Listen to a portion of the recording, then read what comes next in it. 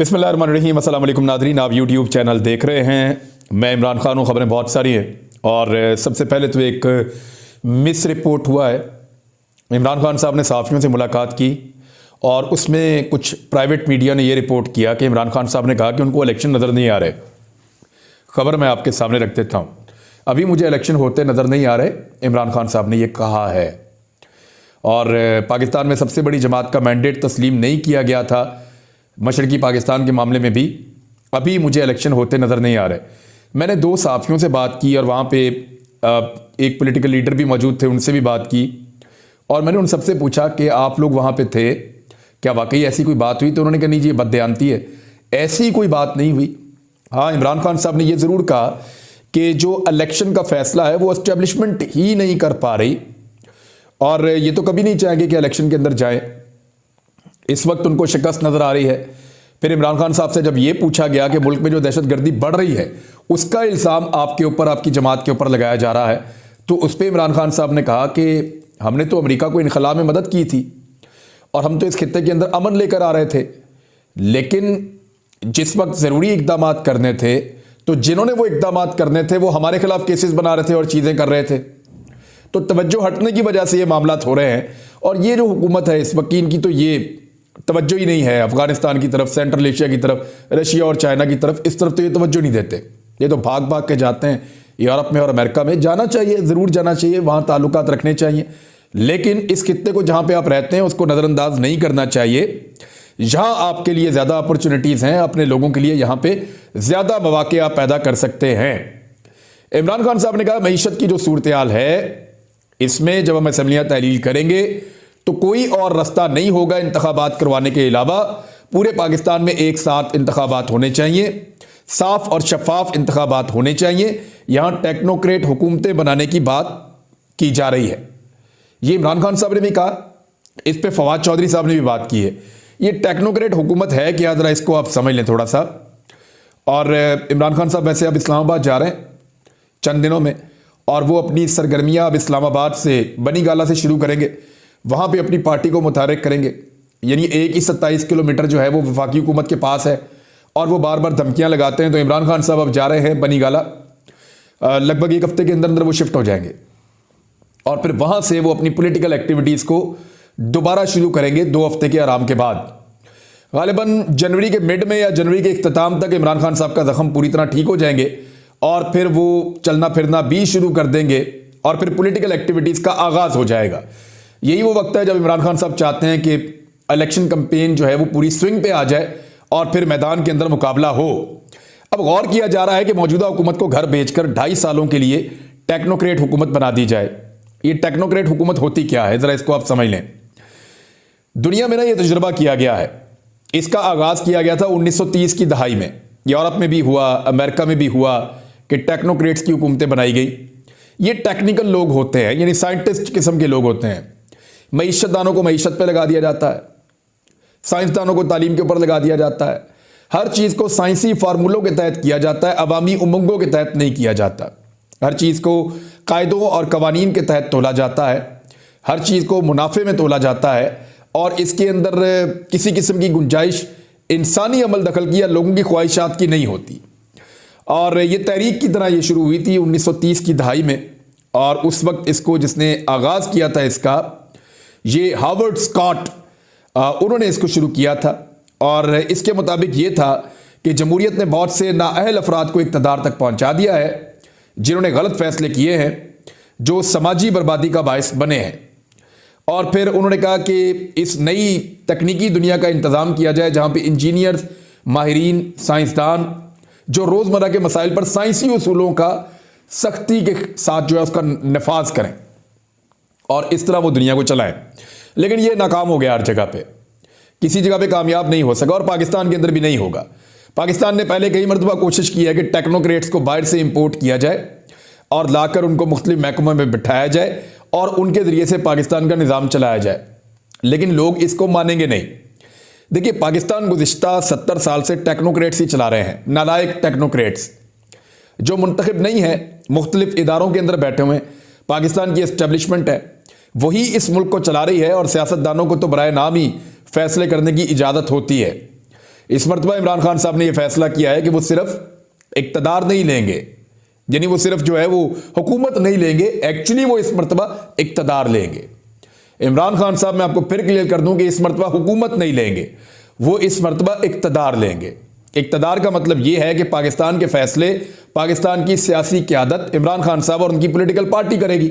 अगर वो इक्तदार में आएंगे तो हुकूमत में आकर पहले की तरह वो अपना वक्त ज़ाया नहीं करेंगे, ना इस कौम का वक्त ज़ाया करेंगे। बल्दियाती इंतखाबात इस्लामाबाद के, मैंने आपको बताया था, वहाँ से ये भाग गए हैं।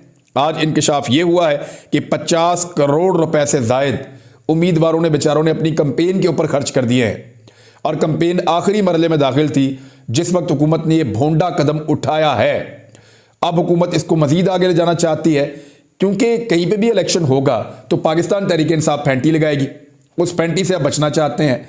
तो टेक्नोक्रेट्स की हुकूमत बनाने के लिए ये कोशिश कर रहे हैं और शहबाज शरीफ की हुकूमत क्योंकि चल नहीं रही और पाकिस्तान को डिलीवर नहीं कर पा रही, हालात बहुत ख़राब हैं। इसका अंदाज़ा आप यहाँ से कर लेना कि अब जो वफाकी वज़रा है, मैं नाम नहीं लेता लेकिन बहुत सारे वफाकी वज़रा, आप उनके स्टेटमेंट सुन रहे होंगे, वो गालियाँ देने पर उतर आए हैं, लफ्ज़ बेगैरत का इस्तेमाल कर रहे हैं, बहुत सारे और लफ्ज़ों का इस्तेमाल कर रहे हैं, यानी वो गालम गलोच पे उतर आए हैं, वो इतने बदमज़ा हो गए। वज़रा की ये हालत क्यों हो गई, इसके पीछे 4 वजूहात हैं। पहली वजह यह है कि मुकम्मल तौर पे नाकाम रहे वो। उन्हें लगता था कि वो आएंगे और शहबाज शरीफ कोई जादूगर है और मुल्क के अंदर जितना पैसा चल रहा है, पब्लिक भी पैसा सर्कुलेट कर रही है, हर चीज़ बिल्कुल ठीक है, इसमें वो आएंगे। बुरा वक्त गुजर चुका है, जो 3 साल इमरान खान ने बुरे गुजारने थे वो गुजर गए हैं। अब तो आगे काम है डिलीवर करने का और पैसे को खर्च करने का, तो वो आएंगे और सब ठीक हो जाएगा, लेकिन मुकम्मल तौर पर नाकाम हो गए। दूसरा, अपनी मुकम्मल नाकामी की वजह से वो अवाम के अंदर मकबूलियत से गैर मकबूलियत की तरफ चले गए। जो अवाम में उनका ग्राफ कुछ हद तक उठा हुआ था या वो किस लेवल पे इमरान खान के बराबर पहुंच गए थे, अब वो इमरान खान की गर्द को भी नहीं पहुंच पा रहे। दूसरी वजह यह है, जो आपके वफाकी वज़रा बदमज़ा हुए हैं, गालम गलोच पे उतर आए हैं और चिड़चिड़े हो गए हैं, उसके पीछे दूसरा रीज़न ये है, ख़ासतौर पे PMLN के, क्योंकि उनको लगता था कि वो गवर्नमेंट इन वेटिंग है, अगली हुकूमत उनकी बनेगी, लेकिन अब नहीं बन रही। अवाम में बहुत बुरी तरह गैर मकबूल भी हो गए हैं। तीसरा यह कि ख़जाना ही खाली हो गया। ख़जाने को जिस तरह इन्होंने खाली किया है, 10 साढ़े 10 अरब डॉलर इन्होंने 7 महीने के अंदर गायब कर दिए हैं ख़जाने में से, और कर्जा भी इन्होंने रिकॉर्ड ले लिया है। इसके बावजूद ये पाकिस्तान का टके का भला नहीं कर सके। हालात ये पैदा हो गए हैं कि जो वज़रा हैं उनके अपने महकमों में अब तनख्वाहों के लाले पड़े हुए हैं, तनख्वाहें नहीं दी जा रही, बिलावल के दौरे ख़त्म नहीं हो रहे और वजारत खारजा के अंदर दुनिया के कई मुल्कों में पाकिस्तान के सफारतखानों में तनख्वाहें जो हैं वो रुकी हुई हैं और वहाँ से लेटर्स आ रहे हैं। इस किस्म की जब सूरत हाल पैदा हो गई है कि ख़जाना खाली है, तो फिर किसका दिल करता है कि वो इक़्तिदार में बैठे। और आखिरी जो वजह इनके बदमज़ा होने की वो ये है कि इन्होंने अपने सारे उसूल भी तोड़ दिए थे। यानी हुआ क्या था, एस्टेब्लिशमेंट के खिलाफ ये तहरीक चलाना चाहते थे और अवाम को उसके लिए तैयार कर रहे थे। फिर ये एस्टेब्लिशमेंट की कठपुतली बन गए। कठपुतली ये सोचकर बने कि अब इनको ये इक़्तिदार मिल गया, 1 साल अगर ये गुजार देते हैं, 1.5 साल, तो फिर आगे इंतखाबात के बाद ये दोबारा 5 साल के लिए आ जाएंगे। इनको ये आइडिया नहीं था कि अवाम साथ छोड़ जाएगी और कठपुतली भी बन जाएंगे। अब उंगलियों के ऊपर नाच रहे हैं, इशारों के ऊपर नाच रहे हैं एस्टेब्लिशमेंट की, और मज़ा भी नहीं आ रहा, ख़जाना भी खाली है, अवाम में भी गैर मकबूल हो गए हैं और मुकम्मल तौर पर नाकाम भी हो गए हैं।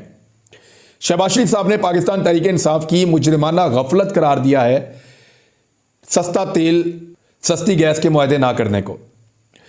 एक तो सस्ती गैस के मुआहदे तो PMLN ने भी बहुत महंगे मुआहदे करके चली गई थी, और जब से ये हुकूमत में है 8 महीनों में ये बहुत सारे मुआहदे कर सकते थे, इन्होंने कोई मुआहदे नहीं किए। अब तो जिम्मा इनका अपना है। इमरान खान साहब अगर करते तो अगले चंद महीने की परचेजिंग कर लेते, वो पूरे साल की तो ना करते। लेकिन पिछले चंद महीनों के अंदर अगर इन्होंने परचेजिंग की होती तो पाकिस्तान के अंदर गैस का जो शदीद बहरान इस वक्त मौजूद है वो ना होता। फिर रशिया से जो गैस लेनी है उसके लिए इंफ्रास्ट्रक्चर पाकिस्तान में नाकाफ़ी है, वो बनाना पड़ेगा, उस पर काम करना पड़ेगा। रशिया बड़े लंबे अरसे से कह रहा है, अल्लाह अल्लाह करके रशिया के साथ ताल्लुकात बन रहे थे, वो भी अमेरिका की गोद में बैठ के हमने ख़राब करवा लिए। अब आ जाए इस बात के ऊपर कि इमरान खान ने सस्ता तेल क्यों नहीं खरीदा या सस्ते तेल के सौदे क्यों नहीं किए। तो आलमी मंडी के अंदर पाकिस्तान को तेल उसी कीमत पे मिलता है जिस कीमत पे पूरी दुनिया को मिलता है। सिर्फ एक जगह थी जहां से पाकिस्तान को सस्ता तेल मिलने की उम्मीद थी, और वो रूस था। इमरान खान जब रूस से सस्ता तेल लेने गया, पीछे से इन सब ने मिलकर, ये सोशल मीडिया पे बहुत चलता है कि इमरान खान रूस से सस्ता तेल लेने कर गया और पीछे से सस्ते में मुल्क ही भेज दिया। यह इमरान खान के साथ धोखा किया गया।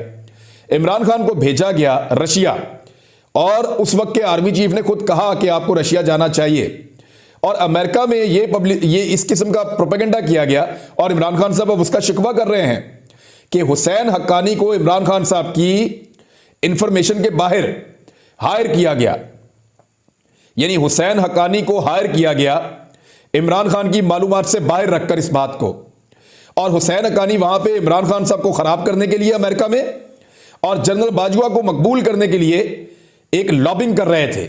ये इमरान खान साहब और उनकी पार्टी के लोग अब कह रहे हैं और ये बड़ा संगीन इल्जाम है कि पाकिस्तान का आर्मी चीफ पाकिस्तान के वजीर आजम के मुकाबले में मकबूल किया जा रहा है लॉबिंग के जरिए से, और पाकिस्तान के वजीर आजम को गैर मकबूल किया जा रहा है अमेरिका में लॉबिंग के जरिए से, और इसका पैसा हुकूमत पाकिस्तान की जेब से जा रहा है।